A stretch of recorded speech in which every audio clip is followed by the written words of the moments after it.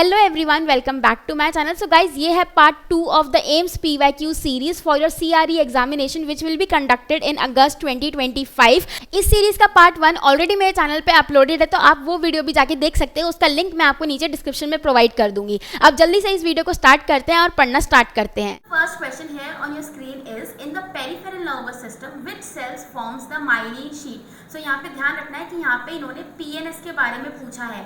A ependymal cells, B Schwann cells, C astrocytes and D oligodendrocytes। So यहाँ पे correct answer हो जाएगा आपका option number B, that is Schwann cells। So अगर CNS की बात करी जाती तो आपका आंसर होना चाहिए oligodendrocytes। ठीक है, तो वो आपके एक्सॉन की कवरिंग करते हैं, माइलिन शीट बनाते हैं। यही अगर हम पीएनएस की बात करेंगे तो आपके श्वान सेल्स जो है ये करेक्ट आंसर हो जाएगा, तो इसमें कंफ्यूज नहीं होना है।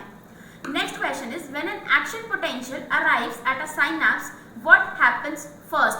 तो जब हमने एक्शन पोटेंशियल मैंने आप लोगों को पढ़ाया था, उसके बाद वो कैसे उसके जो डेंड्राइट्स हैं वो एक्शन पोटेंशियल इम्पल्स को कैच करते हैं, फिर वो अलोंग द एक्सोप्लाज्म वो कैरी होता है एंड देन लास्ट में सिनेप्टिक वेसिकल्स में चला जाता है। उसके बाद वो साइनैप्स पे जाता है और फिर वो नेक्स्ट न्यूरॉन पे वो पास ऑन हो जाता है। तो सबसे पहले क्या होता है, जब साइनैप्स पे जो एक्शन पोटेंशियल है वो रीच हो जाता है, a neurotransmitter is released into the synaptic cleft, extracellular sodium crosses the postsynaptic membrane, choline in the synaptic cleft enters the nerve cell and is converted to acetylcholine, and extracellular calcium enters the nerve cell. So the correct answer here is option number D.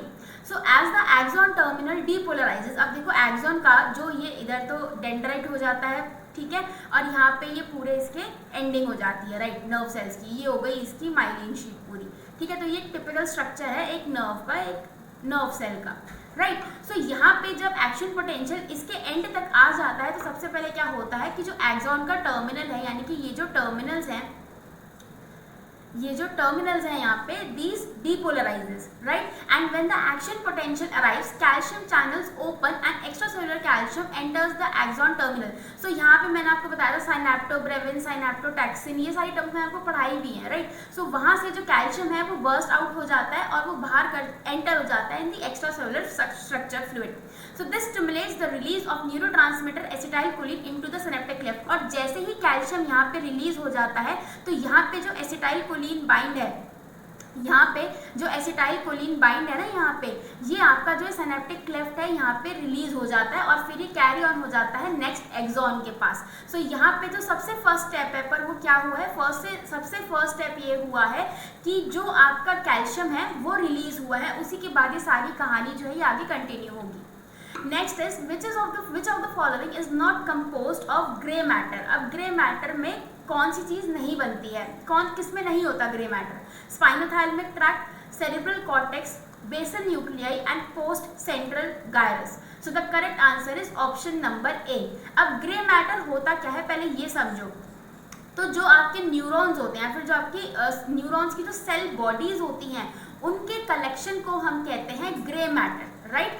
और white matter क्या होता है, उन्हीं neurons का जो myelinated exons होते हैं ना, उन्हें माइलिनेटेड जिन पे माइलिन शीट प्रेजेंट होती है, जब वो एक जगह इकट्ठे हो जाते हैं तो उन्हें हम कहते हैं white matter. So this is the distinguishing feature between a grey matter and white matter. अब व्हाइट मैटर व्हाइट क्यों होता है, क्योंकि ये जो माइलिन शीट होती है इट गिव्स व्हाइट कलर, इसलिए इनका नाम व्हाइट मैटर होता है। So the spinothalamic tract is a bundle of nerves axons carrying information to the brain. So the correct answer here is option number A, that is the spinothalamic tract.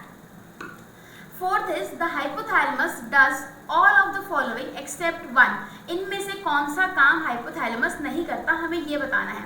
It is the autonomic control centre, it directs lower CNS center to perform actions, it produces the rigidly programmed automatic behavior necessary for survival, and it performs many homeostasis roles. So the correct answer is option number C। अब देखो ये जो hypothalamus है ये autonomic control centre भी होता है, CNS को भी डायरेक्ट करता है, लोअर CNS को, होम्योस्टैसिस के रोल भी परफॉर्म करता है, बट ये जो ऑप्शन नंबर सी है ये नहीं करता है, ये इसका फंक्शन नहीं है।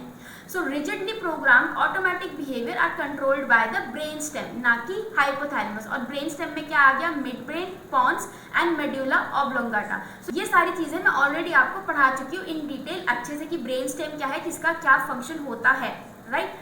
Now, where does the spinal cord start and finish? So it's a very easy question. It extends from foramen magnum to L1, L2, extends from foramen magnum to sacrum. This is not the correct answer. It starts from the superior part of the medulla oblongata and extends to the inferior part. Chorda equina तक नहीं. It extends from the C7 to L5.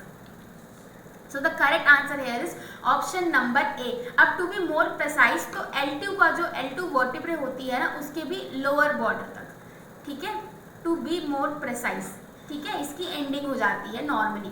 So foramen magnum से ये शुरू होती है, जो कि आपकी ऑक्सीपिटल बोन में एक बड़ा सा होल होता है, वहाँ से ये निकलती है और L2 तक जाती है. उसके बाद ये डिसेंड कर जाती है नीचे एंड फॉर्म्स द कॉर्डा इक्वाना. तो स्पाइनल कॉर्ड आपकी यहीं तक रहती है. Which is true about spinothalamic tract. अब स्पाइनोथैलेमिक ट्रैक्ट, पहले मुझे ये बताओ, एक असेंडिंग ट्रैक है या फिर एक डिसेंडिंग ट्रैक है, क्योंकि अगर यही कंसेप्ट क्लियर नहीं है तो ये क्वेश्चन कभी नहीं कर पाओगे, ट्रैक्स के क्वेश्चन कभी नहीं कर पाओगे. So spinothalamic tract is an ascending tract, ठीक है, spinothalamic tract is an ascending tract. और अगर कोई चीज असेंडिंग है, नीचे से ऊपर लेके जा रही है, तो दैट मीन्स वो सेंसरी इंफॉर्मेशन ही कैरी करेगी, सेंसरी इन्फो ही वो कैरी करेगी. अब ऑप्शंस देख लेते हैं. It is a descending pathway that carry sensory information. तो देखो ये स्टेटमेंट खुद में कॉन्ट्राडिक्टरी है, वो डिसेंडिंग भी है और सेंसरी इन्फॉर्मेशन भी लेके जाता है, तो ऐसा नहीं होता.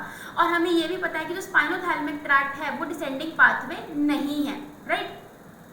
Next, it is a descending pathway that carries motor instruction.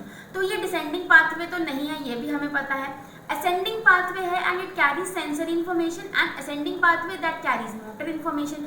अब हमें पता है कि ascending pathway हमेशा sensory information ही कैरी करता है और descending pathway जो होता है वो आपका motor information कैरी करता है. So यहाँ पे करेक्ट आंसर हो जाएगा आपका option number C, that is the ascending pathway which carries sensory information. ठीक है, so ये जाता है from spine to the thalamus और sensory information कैरी करता है to the brain. Which is the function of corpus callosum? So corpus callosum का क्या फंक्शन होता है? Connect two cerebral hemispheres, connect cerebellum to midbrain, connect areas within same hemisphere, and it is a relay center. So the correct answer is option number A. So एक commissional fiber होता है, ये जो corpus callosum होता है, corpus callosum is a type of commissional fiber, ये मैंने आपको सब पढ़ा है, and it passes to the corpus callosum that connects corresponding areas in the two hemisphere, right. So ये चीज़ें आपको यहाँ पे अच्छे से ध्यान रखनी है, समझनी है, इनमें कंफ्यूज मत होना. Next is which part of the nervous system prepares the body for action during extreme situation, यानी कि फ्लाइट एंड फ्लाइट वाली. अब फ्लाइट एंड फाइट का सिस्टम हमारा कौन सा होता है, सबको ही पता है. So the correct answer is option number B, that is sympathetic division of the ANS.